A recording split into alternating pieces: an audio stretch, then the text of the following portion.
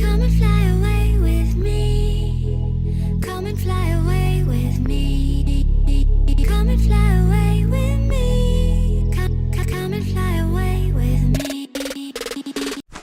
Hello everyone, this is Lady Cloggers. Welcome back to my channel. So today guys is February 21 in the afternoon. It's 2:35 in the afternoon guys. Kararating ko lang guys from the hospital. Nagtitreatment ako ngayon guys. First treatment ko guys. And I hope it will be the last treatment. It's a radioactive treatment. So, mag-storytelling tayo guys after. Pero sa ngayon, kasi kailangan kong mag-isolate guys for 1 week. So, dito ako magstay sa basement namin guys. Dito ako magstay for the first time. Dito ako matutulog. Hindi ko alam if makakatulog ako mamayang gabi. Pero, this will be my first time. So, ipapakita ko sa inyo guys yung mga preparation ko dito sa basement. Kasi, hindi ako pwedeng pupunta sa... kailangan kaming mag-isolate ni Harvey. Hindi ko pwede maglalapit sa kanya 2 meters away lang kami pwede. Tapos, ang problema dito sa amin guys is walang bathroom dito sa baba o kahit man lang toilet. So, kailangan akong pupunta sa taas para mag-toilet. Pero, okay lang naman kasi, ano lang naman, 2 meters. So, after akong mag-toilet, kailangan ko i-flush 2 times. At saka, lilinisin ko talaga. So, ngayon guys, papakita ko sa inyo yung ano namin, yung place ko dito sa basement. Alam kong nakita nyo na kasi nakapag-vlog na ko dito, pero yung mga piniprepare ko dito guys ay ipapakita ko sa inyo. So, ito yung dito ako magstay guys. Ito naman talaga ang space nito guys, is akin talaga ito guys. Ako yung nagde-decorate nito. Dito talaga ako, dito ako nanood ng TV. Dito talaga ako, pero hindi ako nakatulog dito guys. So, ang piniprepare ko talaga dito guys is yan. Andyan yung yan yung computer ko guys, at saka yung sa water tumbler. And then, yung mga throw pillow ko guys, dyan yung marami dyan before na throw pillows. Tapos tinanggal ko siya, nilagyan ko ng 2 pillow at saka isang comforter. Sana okay sa akin yung isang comforter guys. And then doon sa malapit ko guys is nilagyan ko siya ng trash can. And then kailangan ko din ng gloves para pagpunta ko sa taas sa bathroom, mag-toilet, kailangan kong maglagay ng gloves para, kasi hindi pwede na magtatouch ako doon. Tapos may wet towel ako dyan. Tapos dito guys, andyan yung mga telephone ko guys, at saka yung charger. At saka dito, ito yung medication ko guys na para sa vomit, para hindi ako mag-vomit, para hindi ko hindi lalabas yung tinitake ko na treatment kanina. Tapos nagdala ako dito ng books just in case na maboboard ako. At saka may notebook dyan. At saka dito guys, in this area guys, andyan yung headset ko guys, headphone. At saka ito yung mga kailangan ko guys, may hairbrush. Tapos ito yung toothpaste ko. Para hindi na ako pupunta sa taas na meron naman ako dito may sink naman ako dito sa baba guys. At saka ito pang kamot ko sa likod. Kailangan ko yan guys. Tapos yung isang camera ko, yung DJI. At saka yung mga medication ko guys, andyan. At saka yung toothpaste, toothbrush. Ang kailangan ko talaga ito guys, yung melatonin mamayang gabi kasi I'm sure na hindi ako makakatulog. At saka kailangan ko din ito guys kasi yung one of the side effect ng treatment, magda-dry yung throat ko. Tapos kailangan ko ito. And then kailangan ko din ito guys, yung Systane kasi magda-dry din yung eyes ko. At saka may mirror naman ako dito guys, pero kailangan ko din ng maliit na mirror. And then yung mga face product ko, tsaka may mga skincare andyan dito sa Hello Kitty na ano ko guys, bag. At saka, hindi mawala ito guys, yung Aveeno na body lotion. Kailangan ko yan, lalo na sa gabi pag natutulog ako.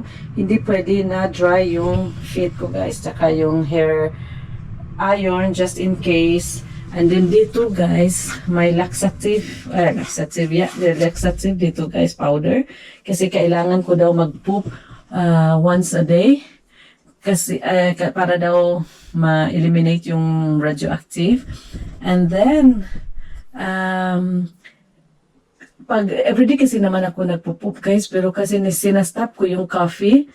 Kasi hindi ko kaya na mag-coffee na walang milk guys o cream. So kasi bawal kasi sa akin 2 weeks akong hindi nagda-diet ako guys, no salt, no cream, no ang dami talaga. So hindi ko kaya, so nag-stop ako. So minsan ngayon hindi pa ako nakapag-poop ngayon, so baka magte-take ako mamaya dyan. And then meron akong ito yung mga foods ko guys. Ito yung Quaker Oats na kakainin ko in the morning. Meron akong lemon ginger herbal tea. And then meron din ako dito na curcuma moringa na na herbal tea also. And then andito yung may ano ko dito guys, so may knife, at saka may glass, may cup, at saka yung ano ko, mga utensil ko guys. May coffee ako dito, pero hindi pa ako pwede mag-take niyan in 2 days. Pwede na ako in 2 days guys. So nilagay ko lang din kasi hindi ako pwedeng pupunta sa taas. May almond ako dito guys na pwede naman akong kakain yan. And then, meron akong another coffee, malunggay coffee na binili ko before sa treatment ko. So, itatry ko yan in 2 days. And then, may mga pang ako na dalandan guys na hindi ko pa na-try. So, itatry ko yan. So, at saka meron akong protein dito, powder guys. Pero hindi pa ako pwede niyan. In 2 days pa ako pwede. Nilagay ko lang siya dito kasi mag-smoothies ako in the morning. And dito guys, dito yung bar namin guys. Kung nilagyan namin ng microwave kasi ito lang yung pwede ko. So, nilagyan ko niya may plates dyan na Hello Kitty din. Tapos, may bowl.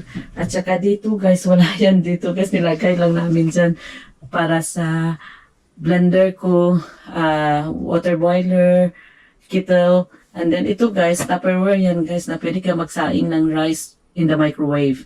So, gagamitin ko yan sa oatmeal ko guys kasi mag-oatmeal ako in the morning. Kailangan daw ko kakain ng light muna. And dito, ito yung mga fruits ko guys. So, kailangan ko yan. Ito lemon. Kailangan ko yan yung lemon. Lemon water daw. Every meal. 1 glass of lemon water daw para hindi magstay yung radioactives doon sa salivary gland ko guys. And then, kasi nung nag-start ako ng diet guys for the treatment, hindi ako pwede kakain ng mga chocolate. Then nung 14, Valentine's Day, wala talaga kaming celebration guys kasi hindi ako pwede kakain. So, pumili ako nito nilagay ko dito yung Ferrero para kakainin ko in 2 days. Kasi nagka-crave talaga ako na nagsizelos ako sa kanila na dami silang kumakain silang chocolate during that day. And may KitKat din ako dito. In 2 days, pwede akong kakain dyan. And then dito guys, andito naman talaga ito, yung mga drinks dito sa bar. Pero dito, yung wine na yan, dapat din dito yan sa baba. Ang dami kong nilabas guys kasi kailangan kong maglagay dito ng rice. May 2 rice na ko dito. At saka yan is pork and the other one is chicken na may bok choy. Yung 2. At saka may konting rice pa ko dito. So, ima-microwave ko lang siya guys. And then, kasi yun lang ang pwede kong kakainin guys na walang salt. And yung mga pwede ko lang makakain, nilagay ko dyan. Hindi siya masarap guys, pero wala akong choice. Tapos, yun lang. So, nilabas ko yung mga drinks para may malalagyan ako dyan. So, ito yung place ko na ako guys, na dito ako magsistay. So, yan, dyan ako matulog guys. Ito yung situation ko dito guys. And then, ito pala guys, yung TV namin dito before is hindi naka wall mount. Tapos, maliit lang siya guys, maliit. So, nung sinabi na magstay ako dito, pero nakaplano na ako before pa guys na bibili ng TV na malaki. Tapos parang hindi naman talaga siya urgent. So, hindi ko muna sa binibili. Pero nung nag-ano na dito ako magstay, so bumili na kami ng TV guys. Yan is 55 inches. So, ito yung situation ko ngayon guys. I hope na everything will goes fine in my treatment. And then, yan. Dito yung mga, ano ko guys, lahat ng kailanganin ko guys. Andyan ako matulog mamayang gabi. So, yan talaga guys. I hope na everything will be okay. I hope na hindi ako magsusuka guys para okay na yung treatment ko guys. And then in the 28th, babalik ako dun sa hospital para i-check na lahat. Nakaka-stress siya guys kasi hindi ko alam kung ano yung reaction ko. And then, mga side effects. And then, hindi ako pwede maglalapit kay Happy. Hindi yun talaga ang problema ko, guys. Kasi hindi ako makatulog, guys, na wala siya. Nakatulog naman ako minsan kung wala talaga kaming choice. Pero never ako natulog dito sa basement, guys. Kahit minsan yung may arguments kami, guys, na makaaway kami. Pupunta ko dito sa basement kasi ito yung hiding place ko, guys. Kaso lang, hindi talaga ako natutulog dito, guys. Never ako natutulog dito. And tonight lang, and the worst is for 1 week. So yan guys, dito muna tayo. And then i-update ko kayo guys, and mag-storytelling tayo pala guys, anong nangyayari sa akin. So naoperahan ako guys last October. So yun ang pag-usapan natin guys after. In my next vlog kasi tagal na kung hindi na gano'n guys nagva-vlog kasi parang sobrang stress ko at saka wala kaming mga labas-labas guys. So in this vlog talaga guys, dito talaga ako sa basement sa lahat ng vlogs ko na in the coming vlogs. So for now, ito lang muna guys, and then i-update ko kayo bukas. Everyday magpa-vlog ako guys para ma-update ko kayo. And thank you for watching guys, and please pray for me guys. I need all your prayers na everything will goes fine and wala akong symptoms. Wala akong reaction or side effects na malala. Sana guys, at sana hindi ako magbabamit para naman okay na yung treatment. So, thanks for watching guys. I love you all. Bye.